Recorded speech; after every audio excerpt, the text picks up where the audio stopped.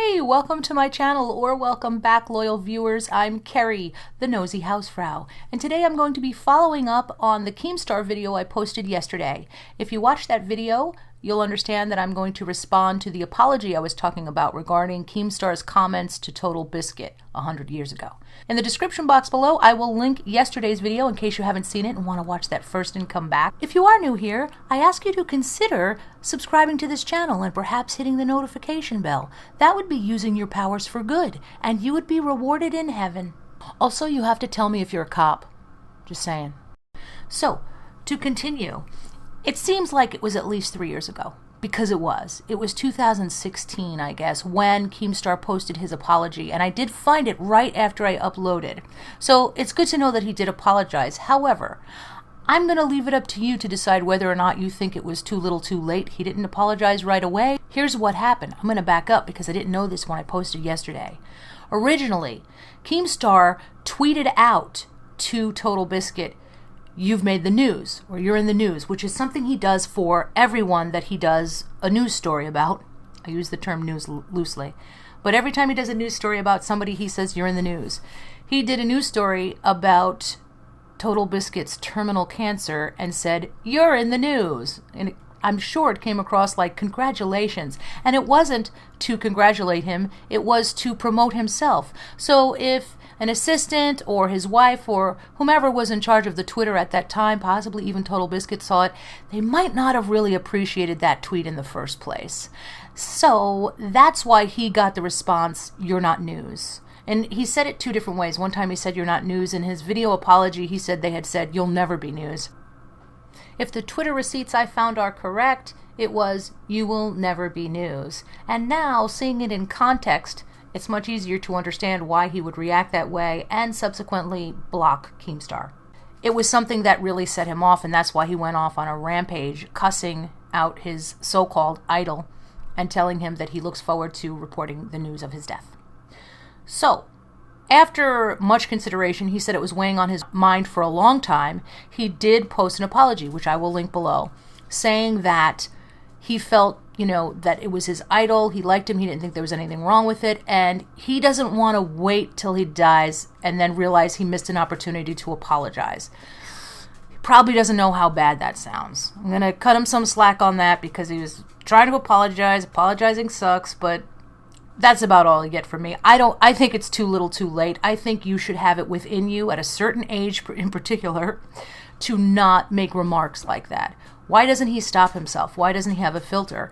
And through this research that I did, I found time and again, Keemstar has a habit of saying something absolutely horrible to somebody and then later apologizing when he gets a lot of heat for it. I don't know if his conscience gets the better of him or not, but it begs the question, why can't you stop yourself in the first place? Why do you say these inappropriate things to people that most people would stop themselves from saying? That is a cycle of abuse. When you bully somebody and then in fact, I think I even saw something in the comments to that effect that said, "Bully, apologize, the cycle continues." That is a cycle of abuse, to say horrible, horrible things, to lash out, and then later act remorseful. No, that only gets you so far. You have to stop yourself and become a better human being. Stop saying things like that. Who the hell would make a remark like that to somebody dying? I can't imagine, on my worst menopausal meltdown day, saying something like that to somebody who is terminally ill. It really goes beyond insensitivity and impulsive. Now, it didn't happen to me or anyone I love. It's not my apology to accept or reject, but it's definitely something that determines whether or not you tune into someone or change the channel when it comes to vloggers. So I'll let you all decide for yourself. Is there such a thing as take your apology and shove it? Or should all apologies be accepted? I'm a big proponent of accepting apologies, but I think apologies should include some sort of reasonable expectation of a poor judgment. This was not a mere lapse in judgment. This wasn't an accident in any way. There were a lot of things he could have stopped himself from saying, and then he should have apologized immediately. It shouldn't have been something that stayed with him for a while. He said in his video that he felt there was maybe a 10% chance that he offended Total Biscuit. Where did he come up with that statistic? An apology really shouldn't include anything but "I'm 100% wrong." Often people say tea is stale and we shouldn't throw the past in people's face, but I think the past is worth looking at again when this person's qualities come into question in the present. If his scruples are in question now, then something that happened in 2016 to 2018, it's still relevant. It shouldn't be that our memory is so quickly faded that we just go, oh, that was, so last week. And life moves so quickly that people can sort of sidestep things that they've done. I believe in letting people live down the past, provided they have changed their future. And in this case, I don't see that. And so when we're looking at what he did to small channels, the remarks he is making about small channels, his lack of empathy from 2016 is still relevant.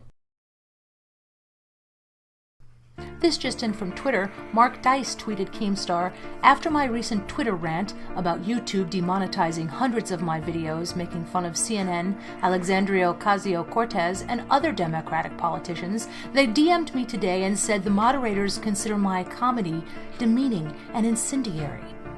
Keem responded, I'm working out a plan with YouTube to get all of us paid again. What's happening is not right. We're saved!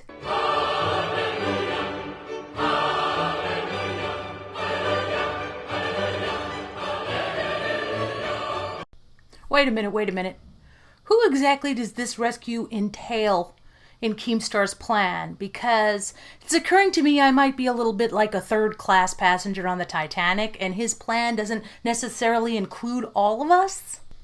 Well, let's hope he does. Let's hope someone can accomplish something and we could go back to a little bit of the old days when vloggers didn't have to speak in pig Latin and say ixnay on the monetization may. And I don't really care who it is. If it turns out to be Keemstar who's the catalyst, he will be riding on the shoulders of vloggers, like, taking them off the field like in Rudy. I, for one, will be on board because it sure would be nice to see that change. I'm not so sure it's coming from him, though. Stay tuned. I guess we'll see. Well, if you've listened this far, I so appreciate you, and I look forward to your comments. As always, you make it a party under my video, and that makes this all worthwhile. Thank you to those of you who even come out of your comfort zone to engage. And to you patrons, saints of Patreon, I will be doing my live after show this evening, sometime between 9:30 and 10 the latest, and I look forward to seeing all of you there. Thank you, everyone. Until next time, Hausfrau out.